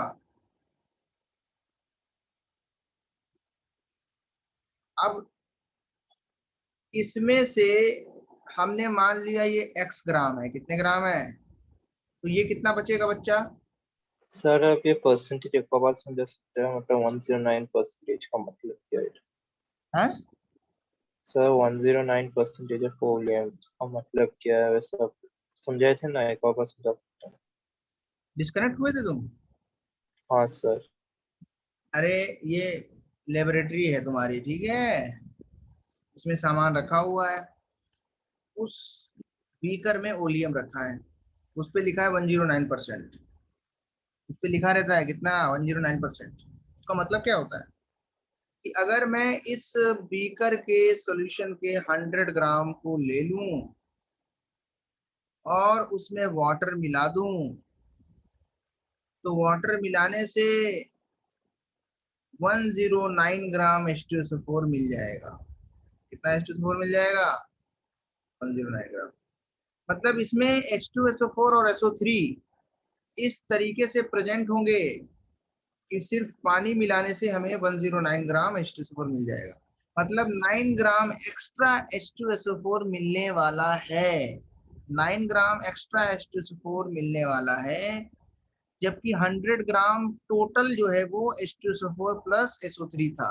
तो हमें निकालना होता है कि इस ओलियम में परसेंटेज ऑफ SO3 कितना था, what was the percentage of SO3 in this oleum, so that we got 109 gram of H2SO4 by just adding water in 100 gram of its solution। अभी समझ में आया तुम्हें। Yes sir. समझो इसको, डेफिनेशन भी लिखी ऊपर है, बाद में पढ़ लेना। If a 100 gram of oleum sample is diluted using required amount of water, then the total mass of H2SO4 is called percentage leveling of volume. आप ये देखो, तुम मेरी बात को समझो, हमारा टास्क क्या है? Percentage of SO3, percentage of H2SO4 in oleum sample निकालना है, यही निकालना ना? हाँ जी, यही निकालना है कि कुछ और निकालना है? यही निकालना चाहते हैं ना हम लोग। अब मान लिया ये H2SO4 100 - तो H2SO4 तो रिएक्शन करेगा नहीं, ये तो H2SO4 बनेगा नहीं पानी मिलाने पे। SO3 पानी मिलाने पे क्या बन जाएगा? H2SO4। अब टोटल मास तो कांस्टेंट रहेगा ना बच्चा लोग, कांस्टेंट रहेगा कि नहीं कांस्टेंट रहेगा? भाई 100 ग्राम अगर था, उसमें पानी मिला के 109 ग्राम हो गया, इसका मतलब कितना पानी मिलाया होगा? कितना पानी मिलाया होगा? हैं? 9 ग्राम ना? कितना वाटर मिलाया होगा? 9 ग्राम। लेकिन वो कैसे रिएक्ट करता है वो देखो। SO3 का मोलर मास कितना है? रिएक्शन बैलेंस है ना? H2SO4 कितना आएगा? अच्छा, लेकिन हमने कितना पानी मिलाया? सिर्फ 9 ग्राम। कितने लोग को ये समझ में नहीं आ रहा कि 9 ग्राम पानी मिला रहे? जल्दी बताओ यार। 100 सर था। एक बार वापस बताइए, वो नहीं समझा। अरे शुरू में 100 था कि नहीं ओलियम? हाँ सर। उसमें पानी मिला के अगर 109 ग्राम टोटल हुआ सब कुछ, कितना पानी मिलाया? ओके सर, 9 9 ग्राम ग्राम। सर। बस भाई, पानी मिलाने से क्या हुआ? SO3 H2SO4 में चेंज हुआ। हमें ये नहीं पता SO3 कितना था, लेकिन मुझे इतना पता है ना कि टोटल पानी 9 ग्राम मिलाया होगा। इतना भी नहीं बता पाओगे क्या? बता लोगे? बता लोगे? तो यस 9 सर। ग्राम अगर पानी मिलाया है तो बताओ SO3 कितना उसके अंदर रहा होगा स्टाइकियोमेट्री से? 40 ग्राम। और वो 40 ग्राम SO3 ही 9 ग्राम से रिएक्ट किया होगा according to this reaction. That means इधर कितना बना होगा? 49 ग्राम H2SO4। अगर SO3 पहले से 40 ग्राम था तो H2SO4 कितना बचेगा? ये x की वैल्यू आ गई। कितने ग्राम बना होगा? 60 ग्राम। देखो ये 49 ग्राम बना H2SO4 न्यू, और ये H2SO4 ओल्ड। न्यू और ओल्ड मिला के कितना हुआ? बोलो, बोलो कि नहीं? यही तो लिखा था वहां पे। तो क्या पता चला कि जो ओलियम सैंपल है उसमें SO3 कितने परसेंटेज है? ओलियम तो 100 ही था ना, ओलियम की बात कर रहे हैं शुरू वाले में। और उसमें H2SO4 कितना था? 60/100। ये क्वेश्चन होता है, फिर से समझ लो यार तुम लोग। 109 ग्राम का मतलब क्या है पहले बताओ?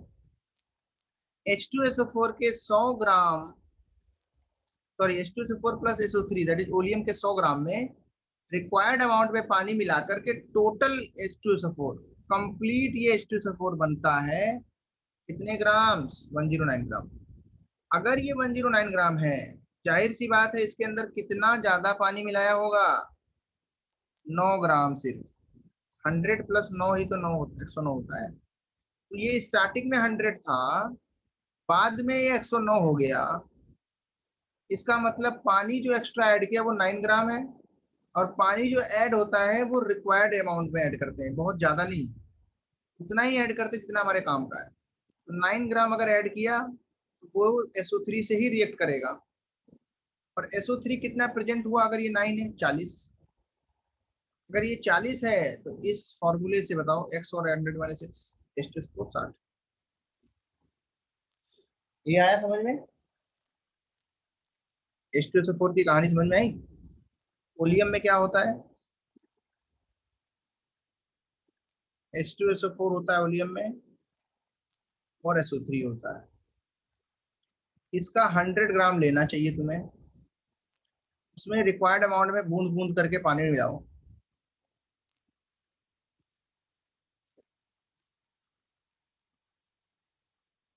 जैसे ही पानी मिलाया तो 9 ग्राम पानी मिला करके ही कंप्लीट रिएक्शन हो गई और सारा का सारा H2SO4 बना। वो H2SO4 109 ग्राम था।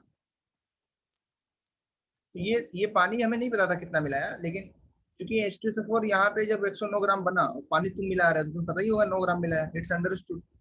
100 से 109 हो गया, बाकी कुछ तो किया नहीं, मास कंजर्वेशन लगाना।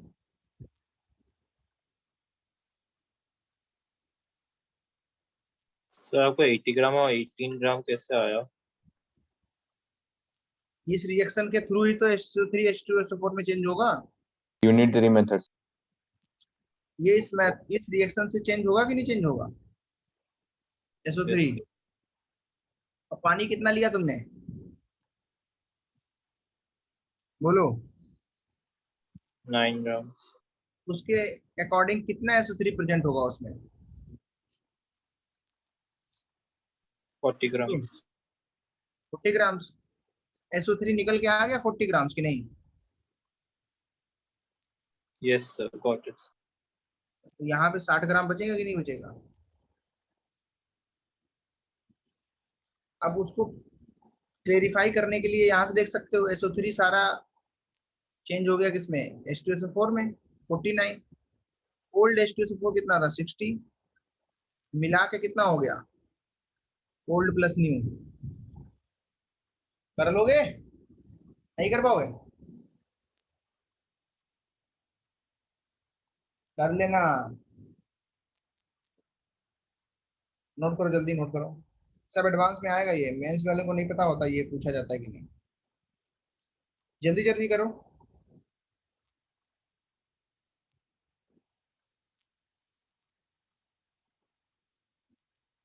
जल्दी से नोट करें।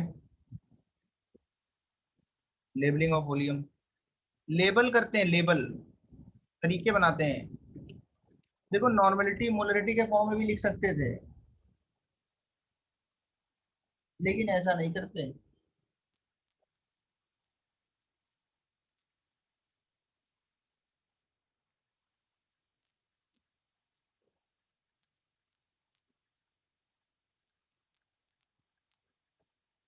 क्योंकि जो पानी है वो सिर्फ किसके लिए मिला रहे हैं, SO3 की रिएक्शन कराने के लिए।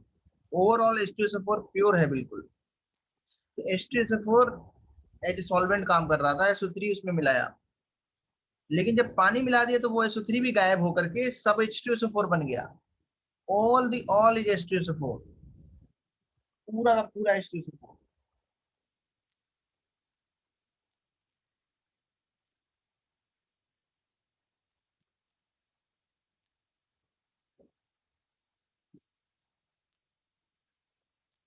नहीं कर पाओगे? डन? कुछ नोट करना बचा है क्या? अरे इतना टाइम नहीं लगा यार, जल्दी बताया करो। चलो तुमको मैं सवाल देता हूँ, ऐसे नहीं मानोगे तुम, हाँ? ऐसे तुम नहीं मानोगे ना, ठीक है। क्वेश्चन देता हूँ तुम्हें। क्वेश्चन है, find the percentage of SO3 and H2SO4 in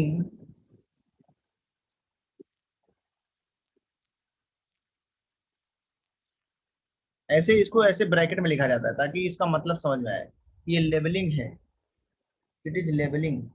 साथ में लिखा रहता है and H2SO4 which is labelled, ऐसे भी लिखा रहता है ताकि बच्चे कंफ्यूज ना हो। विच इज लेबल्ड इन, अरे पूरा लिख देता हूँ। Find the percentage of SO3 and H2SO4 in an oleum sample which is, yeah, that is labeled as 18%।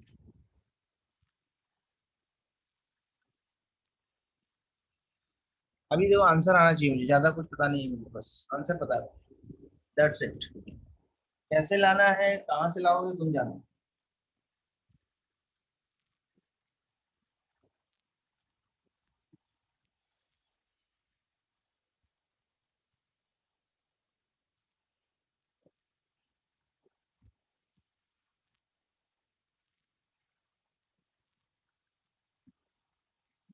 वो 118 है ना?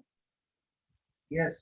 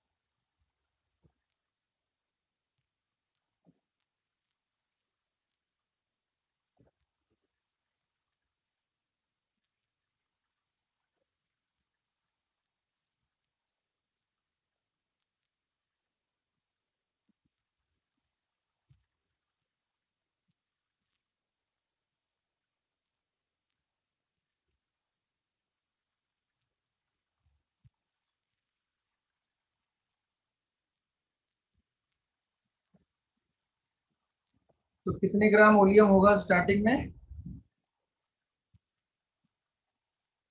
बोलो।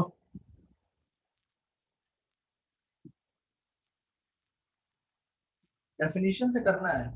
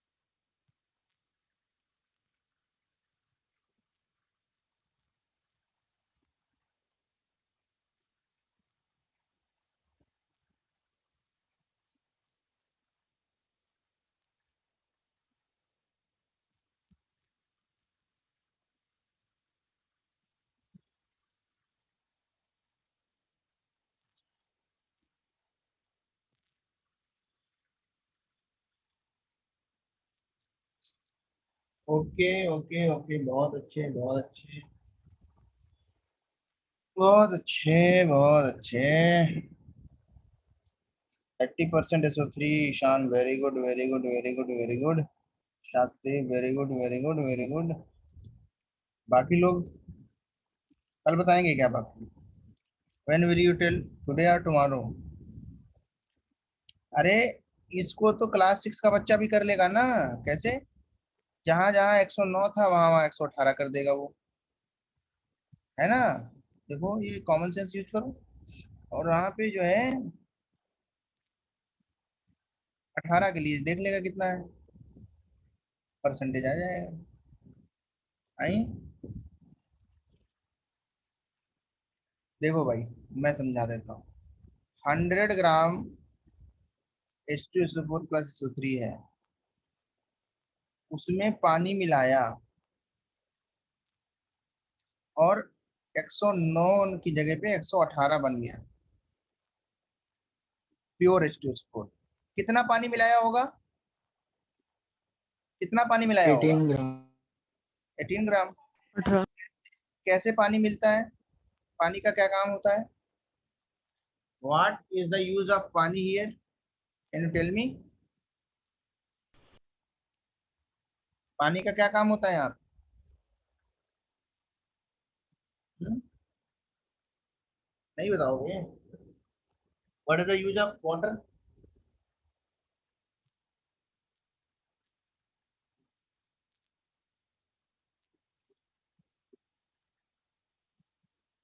पानी बच्चों क्या करता है?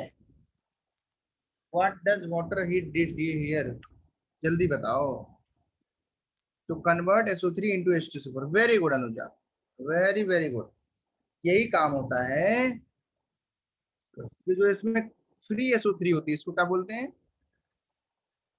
Free SO3। इस फ्री SO3 को पानी से रिएक्शन कराते हैं और H2SO4 बनता है। क्योंकि हमने सर 3 ग्राम यूज किया, तो स्टाइकियोमेट्री से ये कितना रहा होगा बताओ?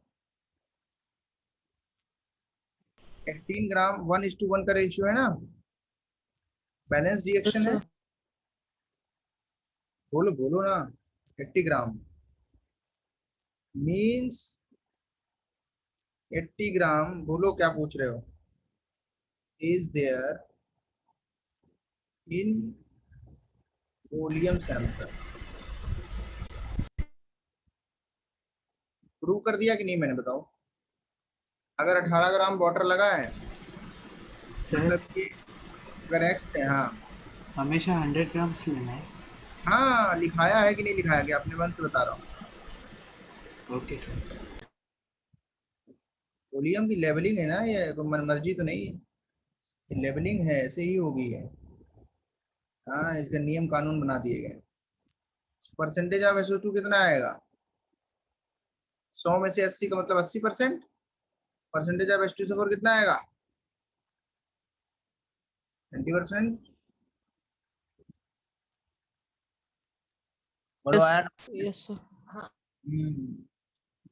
वेरी गुड, बहुत अच्छे बहुत अच्छे। हो जाएगा, कर लोगे सारे सवाल? तो N अवस्थी का लेवल 3 पैसेज 1 वॉल्यूम के ऊपर है, कंप्लीट कर लेना। पैसेज 2 लेवल 3 का पैसेज 1 वॉल्यूम पे है। N अवस्थी का लेवल 2 का पैसेज 2 H2O2 पे है, वो भी कर लेना। कर लोगे? करके आओगे नेक्स्ट क्लास में। पैसेज 4 स्टाइकोमेट्री पे, एन फैक्टर पे है। होमवर्क है ये सब तुम्हारे लिए, कितना करना है? 1 to 4 ये होमवर्क है, apart from the normal homework. Normal homework क्या है? लेवल 1 कंप्लीट सॉल्व करने की कोशिश करें। जिसका लेवल 1 हो जाए वो लेवल 2 करे, जिसका लेवल 2 हो जाए वो लेवल 3 करे। But this is 100% required homework. N Awasthi किताब का लेवल 3 चैप्टर नंबर 1, पहला चैप्टर, passage 1, passage 2, passage 4। N Awasthi मैंने ग्रुप पे डाली है, बना दी है, ग्रुप पर डाल दी है किताबें। नेक्स्ट क्लास में हम लोग इसके आगे पढ़ेंगे। समझ में आया क्या? Yes, sir. नोट्स रिवाइज करो, होमवर्क सबमिट करो, रेडॉक्स 3 एंड रेडॉक्स 4 सबमिट करो। देन लेवल 1 का ये जो लेवल 3 के जो सवाल बताए ये सबमिट करो। सब मिला के 15 सवाल होंगे मैक्सिमम। ओके, और भी बताऊंगा काम आगे। नेक्स्ट क्लास क्या? What is next chapter? Solutions. Solutions is the next chapter.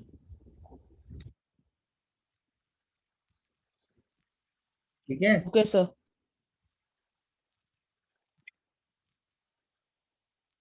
चलो बाय बाय, एंड कर दूं? सर अभी एक क्लास है। 15 minutes में ही है next class. अच्छा क्लास है, सॉरी मुझे पता नहीं था। अच्छा वो बच्चा बोल रहा है इक्विलिब्रियम पढ़ना है। इक्विलिब्रियम कैसे पढ़ाऊं बताओ, तुम बताओ। तुमको तो मैंने बोलता हूँ कि कब पढ़ोगे, तुम लोग बताते हो छुट्टी नहीं है। कब छुट्टी होगी तुम्हारी? इक्विलिब्रियम पढ़ लो, बहुत इंपॉर्टेंट चैप्टर है, बहुत आसान भी है। सुबह सुबह पढ़ लो। सॉल्यूशंस पढ़ो पहले, इक्विलिब्रियम तो मैं करा दूंगा, नो प्रॉब्लम एट ऑल।